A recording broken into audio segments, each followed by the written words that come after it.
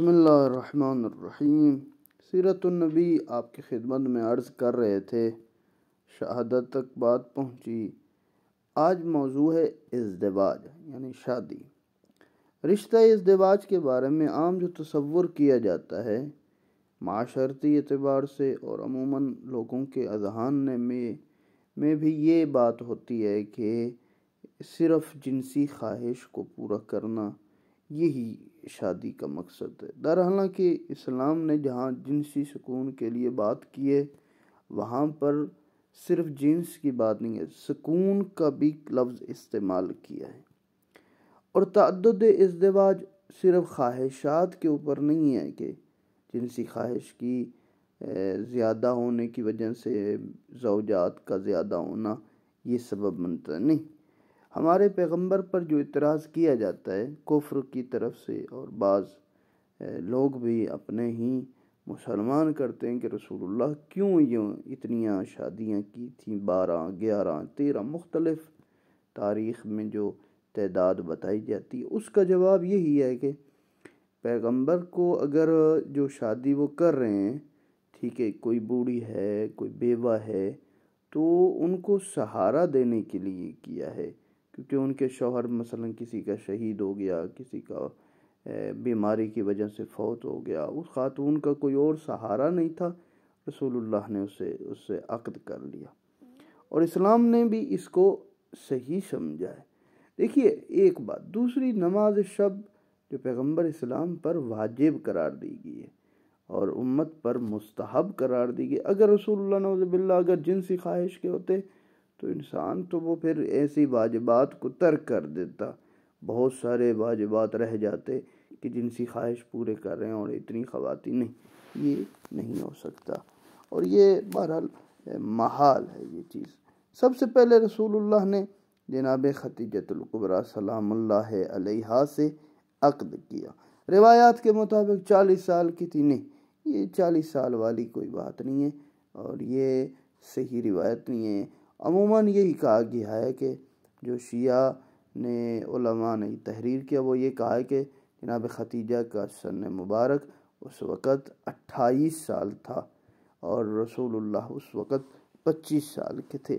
اور اس عقد کے سلسلے میں دو باتیں واضح کر دینا چاہیے کہ اس عقد کا پیغام خود جناب خدیجہ نے دیا اور مہر کی پیشکش بھی انہوں نے کی تھی، جبکہ اس سے پہلے بڑے بڑے رشتوں سے انکار کر چکی تھی اور اتنی عمر تک شادی کا کوئی قصد بھی نہیں کیا تھا۔ ایک دوسری بات، جناب خدیجہ کے پیغام کی بنیاد بھی سرکار کا حسن و جمال، شباب، سن سال بھی نہیں تھا، بلکہ انہوں نے بھی یہ پیغام آپ کی دیانتداری، وہ جو اپنا قافلہ تجارت کا بھیجا اور غلام کو بھیجا اور سابقہ سالوں کی نسبت اس سال زیادہ منافع حاصل ہوا تھا آپ کے ہاتھوں مبارک سے، اسی وجہ سے انہوں نے ان کی طرف پیغام میں عقد بھیجا۔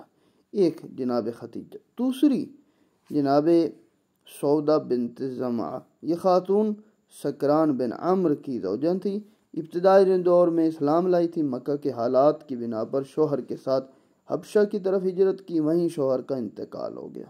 اب زحمت یہ تھی کہ قبیلہ میں واپس جائیں تو وہاں سب مشرک ہیں، اپنا اسلام بھی خطرے میں پڑ جائے، رسول اکرم نے ان سے عقد کر کے ان کے اسلام کا تحفظ کیا، اور یہ بعد ہے، بعد از خدیجہ، جناب خدیجہ کے ان کے زندگی میں رسول اللہ نے کوئی دوسرا عقد نہیں کیا، بعد از جناب خدیجہ سلام اللہ علیہا، اس کے بعد ان کی وفات کے بعد جناب رسول اللہ نے باقی خواتین سے عقد کیا، اور رسول اللہ نے سودا سے اس لیے شادی کی کہ ان کا خیال رکھنے والا کوئی نہیں تھا، اگر وہ اپنے قبیلے کی طرف واپس جاتی ہیں تو کافر ہیں، وہ مشرک ہیں، اذیت دیں گے، اس لیے رسول اللہ اس کے سہارا بنے۔ ظاہر ہے کہ تاریخ میں نہ سودا کے کسی حسن و جمال کا تذکرہ ہے، نہ مال و منال کا، بلکہ شوہر کے بعد ان کی لاوارثی کا تذکرہ، اسی وجہ سے پیغمبر اکرم نے ان سے شادی کی۔ زینب بنت خزیمہ، ان کا لقب ام المساکین تھا، غرباء پروری میں خاص شہرت رکھتی تھی۔ ان کا شوہر عبداللہ بن جحش جنگ احد میں مارے گئے اور حضور نے ازراہ ترحم، یعنی ان سے محبت کے عنوان سے کہ یہ پریشان ہے، اکیلی ہیں، تو احساس بے وارثی رکھتی تھی، اس لیے ان کو اپنے عقد میں ام سلمہ خاتون تھیں، اور یہ عبداللہ ابو سلمہ کی زوجہ تھیں، کافی مسن بھی تھیں اور صاحب اولاد بھی تھیں، لیکن بیوہ ہو جانے کے بعد بوڑھی ہو چکی تھیں۔ سرکار دو عالم نے ان سے عقد کر لیا، ان کے شوہر کی قربانی قدر کی اور ان کی اولاد یتیمی کا احساس سے بھی بچا لیا۔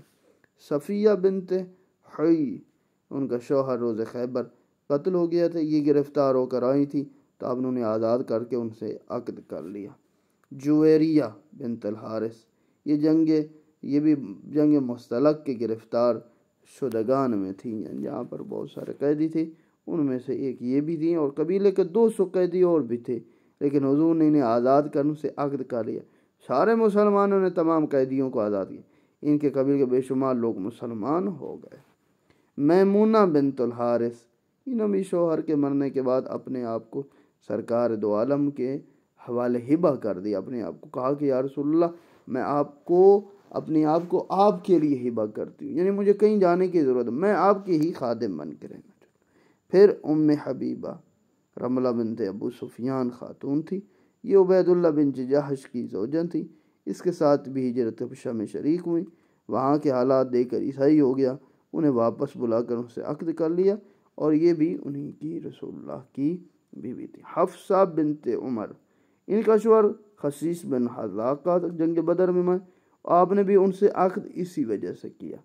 عائشہ بنت ابی بکر مشہور باکرہ تھی، شاید سرکار دو عالم کے جملہ ازدواج میں اس طرح کی کم سن اور کنواری خاتون یہ تنہا خاتون تھی جن سے حضور نے عقد نہ کیا ہوتا تو آپ پر کس طرح حسن پرستی جنسیت کا الزام نہیں لگایا۔ جیسے مسلمان مورخین نے بہرحال جو بھی کہا ہے یہ غلط کہا ہے کہ کم سن تھیں، اتنی چھوٹی سی تھیں اور 9 سال کی 10، یہ سب روایات صحیح نہیں ہیں۔ شیعہ روایات کے مطابق اور تاریخ کے مطابق وہ بھی بڑی ہی تھیں اور رسول اللہ نے ان سے عقد کیا۔ بہرحال جو بھی ان کے طرف رغبت تھی یا جو بھی شادی کی کس عنوان سے تھا اس کی تفصیل خدا ہی بہتر جانے۔ اولاد، مشہور روایات کی بنا پر آپ کے 3 فرزند تھے، قاسم جن کی وجہ سے آپ کو ابو القاسم کہا جاتا، عبداللہ جن کا لقب طیب و طاہر تھا، ابراہیم جو جناب ماریہ قبطیہ کے فرزند تھے، بعض مورخین نے طیب و طاہر کو 2 شمار کیا۔ دختران میں آپ کی ایک ہی بیٹی تھی جناب فاطمہ زہرا سلام اللہ علیہا، اور 3 پروردہ یعنی وہ حضرت ختیجہ کی جو بھانیاں یا بھتیجیاں تھیں ان کے بارے میں مورخین کہتے ہیں بیٹیاں تھیں، حالانکہ وہ بیٹیاں نہیں تھیں، ان کا نام ام کلثوم، رقیہ اور زینب تھا۔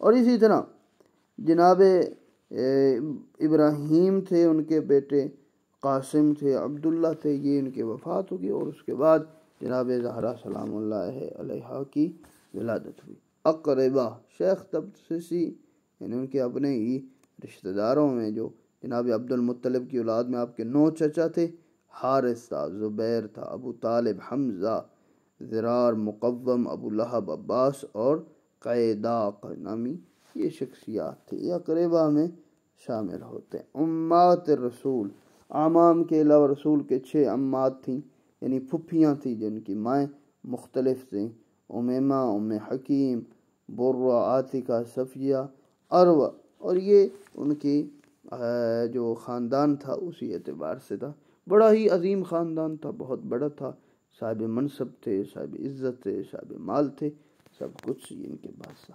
اصحاب رسول، اس میں کوئی شک نہیں ہے کہ مالک کائنات نے سرکار دو عالم کو ایسی اہل بیت عنایت فرمائی جس کی نظیر انبیاء و مرسلین کی تاریخ میں نہیں ملتی، اور اسی طرح ان کی اصحاب بھی ایسے ہیں، بڑے ہی جان نثار تھے، بڑی ہی قربانیاں دینے والے تھے، خدا بھی ان کے فضائل اور مناقب کو قرآن میں بیان فرماتا ہے۔ ایسا نہیں ہے کہ وہ رسول اللہ کے جو صحاب تھے نعوذ باللہ سب کے سب ایک جیسے تھے، نہیں، فرق تھا، بہت بڑے درجے پر تھے، اور رسول اللہ نے ان کو یاد کرتے تھے، روتے رہتے تھے، ان کے لیے دعائیں مغفرت کرتے رہتے تھے، بڑا ہی ان کا مقام بلند تھا۔ کیونکہ رسول اللہ جب اسلام کی بات کی اور رسالت کی بات کی، بہت سارے لوگ جو کافر تھے، مشرک تھے، آتش پرست تھے، بتوں کی پوجا کرنے والے تھے، رسول اللہ کے اس کلمہ حق پر لبیک کہتے ہوئے دار اسلام میں داخل ہوئے۔ ان میں سے پہلا جناب سلیمان فارسی ہے۔ بہرحال اور بھی بہت سارے اصحاب ہیں، لیکن یہاں پر جناب سلیمان فارسی کا پہلے ذکر کرتے ہیں۔ یہ اصلاً فارس کے رہنے والے تھے، فارسی کہے جاتے تھے۔ رسول نے انہیں اپنی اہل بیت میں شامل کر کے انہیں سلیمان محمدی بنا دیا۔ سلیمان محمدی جب غزوہ خندق ہوا تو انہوں نے مشورہ دیا کہ ہمارے ایرانیوں میں یعنی فارس میں یہ کیا جاتا ہے، جب دشمن آ جاتا ہے تو اپنے شہر کے باہر سے خندق کھولی جاتی ہے، تو مہاجر و انصار لڑنے لگے، یہ ہم میں سے، یہ ہم میں سے۔ آج بھی یہ لوگوں میں ایک پایا جاتا ہے تصور کہ کوئی اچھا کام ہو جائے تو سب سے پہلے میرا نام ہو، میرا نمبر آئے، میری بات ہو۔ تو اسی وجہ سے مہاجر و انصار بھی اصحاب میں جھگڑنے لگے، تو فوراً رسول اللہ نے فرمایا یہ مہاجر و انصار میں سے نہیں ہے، بلکہ سلیمان منا اہل البیت، سلیمان محمدی ہے اور ہم اہل بیت میں سے ہیں۔ اور ان کے بارے میں حضور کا ارشاد ہے کہ سلیمان ایک خشک نہ ہونے والا سمندر اور ختم نہ ہونے والا خزانہ ہے۔ ہم اہل بیت میں سے یہ برہان عطا کیے، یہ نور حکمت کا طاقن ہے۔ امیر المومنین نے مثیل جناب لقمان حکیم کا ہے، اور صادق آل محمد نے بھی انہیں لقمان حکیم سے افضل قرار دیا ہے۔ بعض روایات میں انہیں صاحب اسم اعظم اور محدث قرار دیا، جنہیں ملائکہ سے بات کرنے کا بھی شرف حاصل ہوا ہے۔ سلیمان فارسی بہت بڑے مقام پر تھے۔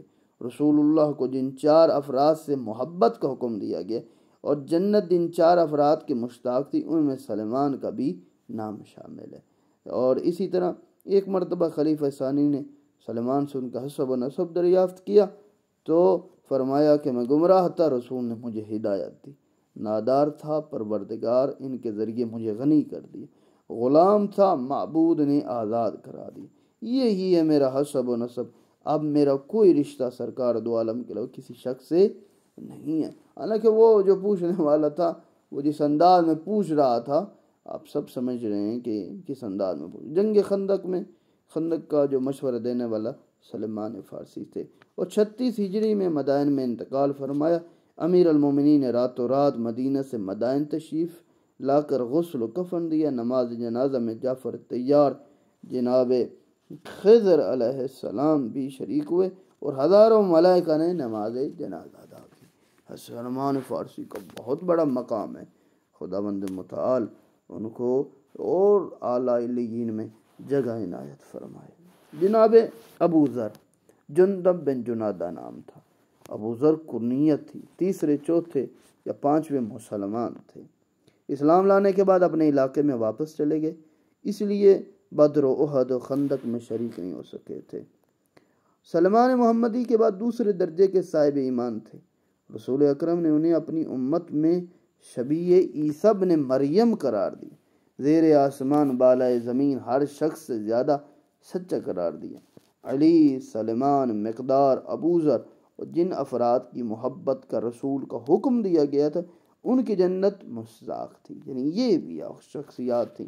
ان میں ابو ذر کا بھی شمار ہے۔ خلافت دوم کے دور میں شام چلے گئے، تیسرے خلیفت کے دور تک وہ شام میں ہی رہے۔ مسلسل معاویہ جو یزید کا باپ تھا تنقید کرتا تھا اس پر، اور یہ بھی ان پہ تنقید کرتے تھے اس کے بڑے بڑے محلات پر اور مال و متاع پر، یہاں تک کہ خلیفہ ثالث کے پاس شکایت لکھ بھیجی۔